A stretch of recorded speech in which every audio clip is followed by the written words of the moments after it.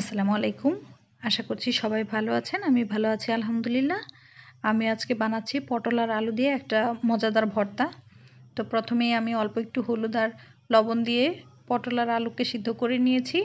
এবার চুলায় অল্প একটু সরিষার তেল দিয়ে তার উপর পেঁয়াজ, কাঁচামরিচ আর অল্প একটু রসুন ভেজে নিচ্ছি।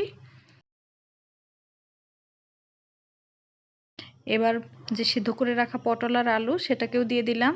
এবার একটু নেড়ে ভেজে নেব। এটা মোটামুটি ভাজা হয়ে এলে তারপর একটা ব্লেন্ডার জারে নিয়ে আমি এটা পেস্ট করে নিয়েছি। অনেকে পাটাতেও বাটতে পারেন।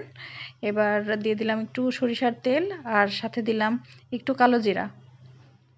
এবার এটা কিছুক্ষণ ভেজে নিয়ে তারপর যে মিক্সচারটা রেডি করে রেখেছি সেটা দিয়ে দিলাম। এবার এটা পানি টেনে আসা পর্যন্ত অপেক্ষা করে ভেজে নিব। আর যেহেতু আগে লবণ অল্প দিয়েছিলাম আর একটু লবণ অ্যাডজাস্ট করে দিলাম। এর আগে চিংড়ি মাছ দিয়ে পটল ভর্তার আরেকটা রেসিপি আমি করেছিলাম, সেটার লিঙ্কটা আমি কমেন্ট বক্সে পিন করে দেব। এই তো আমার ভর্তা রেডি। আপনারাও করলে জানাবেন। ধন্যবাদ সবাইকে।